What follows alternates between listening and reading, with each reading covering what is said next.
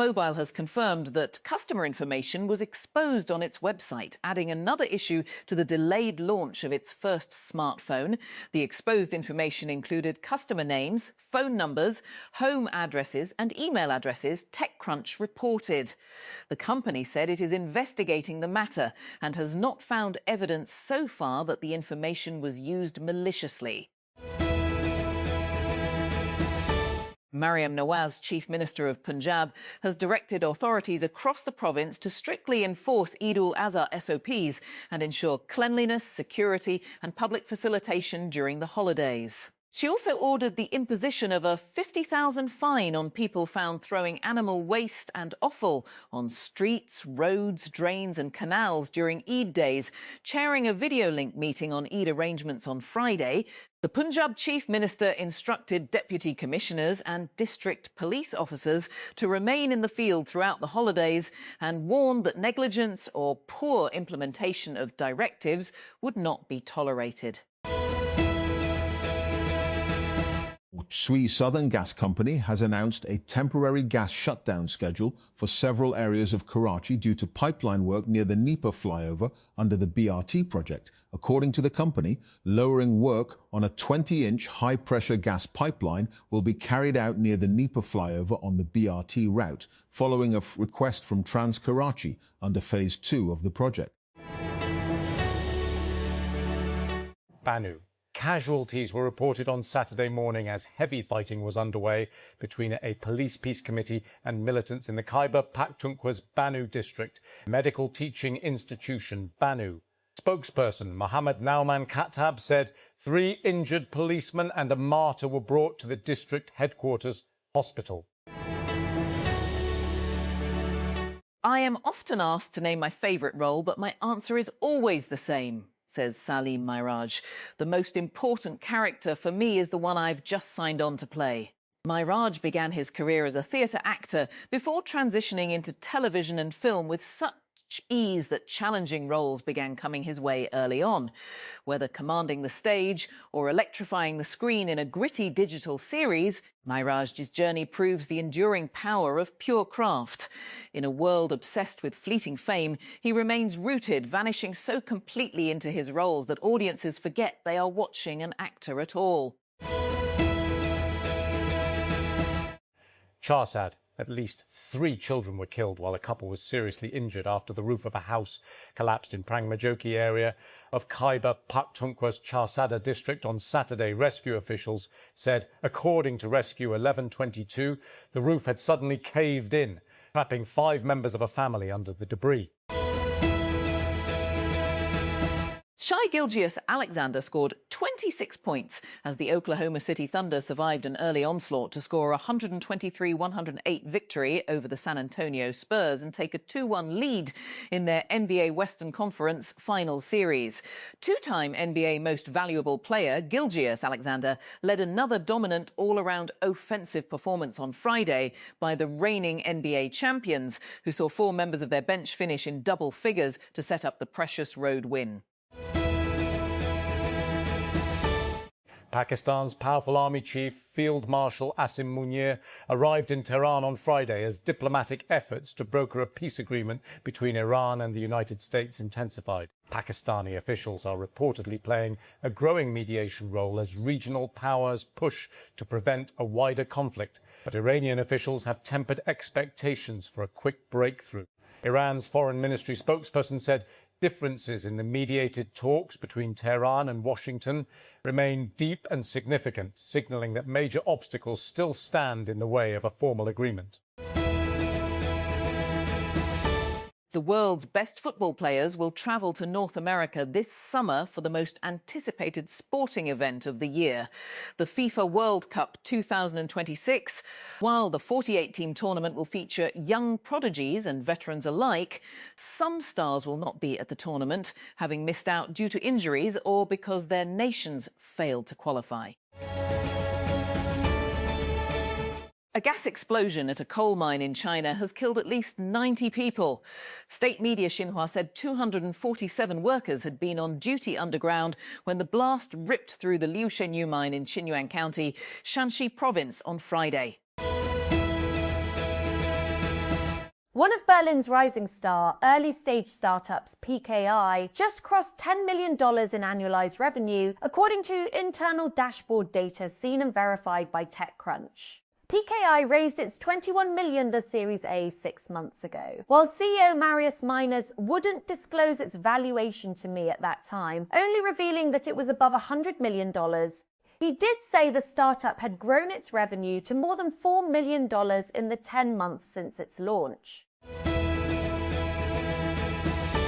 Rawalpindi Waste Management Company has finalized an extensive Eid al-Adha cleanliness plan, deploying 6,340 workers and 1,066 vehicles to collect more than 11,000 tons of waste across Rawalpindi during the three-day holiday from May 27 to May 29. Speaking at a press conference, our WMC Managing Director Rana Sajid said the operation will run 24 hours a day in all 164 union councils and will be monitored live through CCTV cameras to ensure efficient waste disposal. Spotify has introduced Personal Podcast, a new AI-powered feature that lets users create private audio episodes inside the Spotify app. The feature allows users to enter a text prompt describing the kind of podcast they want. Spotify will then generate a personalised episode based on that input, along with the user's interests and listening habits. Spotify said the feature draws on world knowledge and the user's Spotify taste profile to create private audio. The Khyber Pakhtunkhwa government has announced 4 public holidays for Eid al-Adha, during which government offices, educational institutions and other public departments across the province will remain closed. According to a notification issued by the Chief Secretary of Khyber Pakhtunkhwa, the holidays will be observed from Tuesday, May 26 to Friday, May 29. The Lahore High Court has revised its previously announced Eid al-Adha holidays schedule for courts across Punjab, adding an extra holiday to the earlier notification. According to a notification issued by the court on May 21, Eid al-Adha holidays will now be observed from May 26 to May 28, instead of the previously announced schedule of May 27 and May.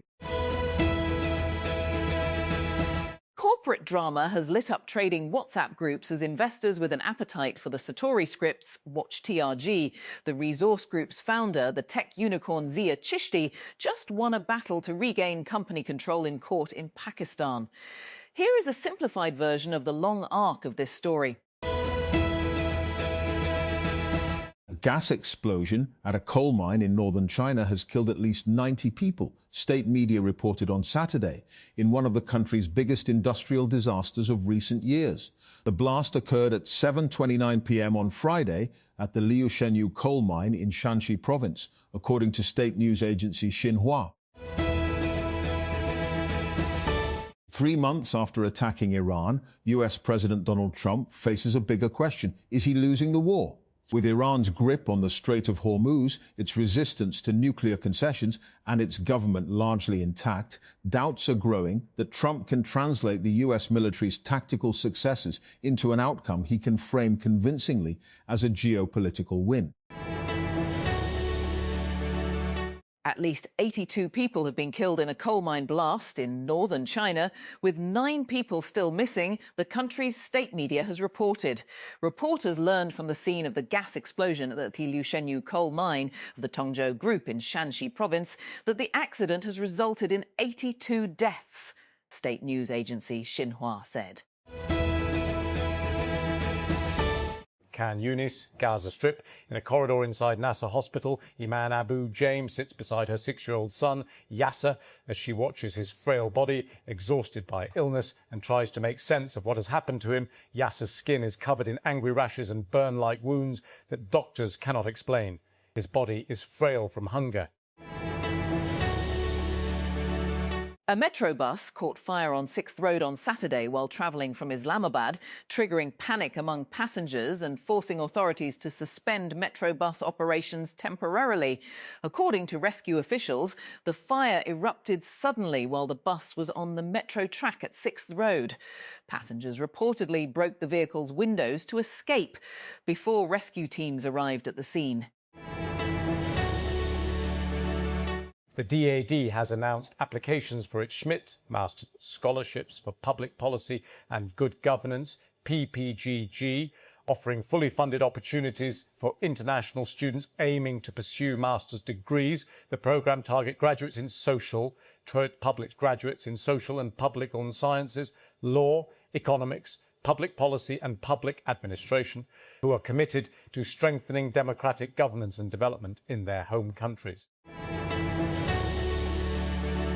Federal Investigation Agency has sealed 2 illegal factories involved in the production of counterfeit dental products and veterinary medicines during separate raids conducted in Islamabad and Rawalpindi over the past 48 hours. The operations were carried out by the FIA's Anti-Corruption Circle on the directives of Mohsin Naqvi and FIA Director General Dr. Usman Anwar under the supervision of FIA Islamabad Zone Director Syed Shahzad Nadeem Bukhari. US Citizenship and Immigration Services has announced a major policy shift that will require most foreign nationals seeking permanent residency in the United States to leave the country and apply for immigrant visas from abroad, significantly restricting the long-standing adjustment of status pathway. Under the new policy memorandum, applicants already living in the US on temporary visas, including students, tourists, and temporary workers, will generally be directed to complete green card processing through American consulates overseen by the United States Department of State. Rawalpindi. No passenger was hurt after a metro bus caught fire on Saturday morning near the 6th road stop. According to Rescue 1122, the metro bus was destroyed after it caught fire while passing the bus stop on 6th Road. It said that rescue officials rushed to the scene and brought the fire under control. United States Secretary of State Marco Rubio on Saturday opened a visit to India that will include talks with Prime Minister Narendra Modi. Looking to renew ties with a usually like-minded partner. A week after Washington's warm summit with China, Rubio, a devout Catholic, began his 4-day For Teresa's charity by visiting the headquarters of Mother Teresa's charity in the eastern city of Kolkata and praying over her tomb. Johannesburg, South Africa, Human Rights Watch has warned of a new wave of xenophobic attacks in South Africa as anti-immigration groups intensify protests and vigilante-style actions targeting foreign nationals, including Zimbabweans. The warning came in a report released on Tuesday amid rising protests in South African cities, including Johannesburg, Pretoria, and Durban. Islamabad, Pakistan, earlier this month, as Indian television channels and government leaders were celebrating the anniversary of the war against Pakistan in May 2025, one of the most influential ideologues of the political movement that Prime Minister Narendra Modi leads struck a discordant note. In an interview with an Indian news agency, Dattatreya Hosabale, General Secretary of the Rashtriya Swayamsevak Sangh, RSS, the mothership of the Hindu majoritarian philosophy of Hindutva that guides Modi's Bharatiya Janata Party, said New Delhi should explore dialogue with Pakistan. SpaceX's Starship spacecraft splashed down into the Indian Ocean on Friday after the company performed a mostly successful test flight of the latest version of its enormous rocket. The voyage was not without a few glitches, but SpaceX employees shown on a live stream roared in delight, following the trial flight that comes as the firm owned by Elon Musk prepares a potentially record initial public offering. A year to go until France chooses its next president, the big question is who can save the election from being a battle of the extremes. For now, and perhaps only for now, the answer is pretty clear. It is President Emmanuel Macron's former Prime Minister, Edouard Philippe.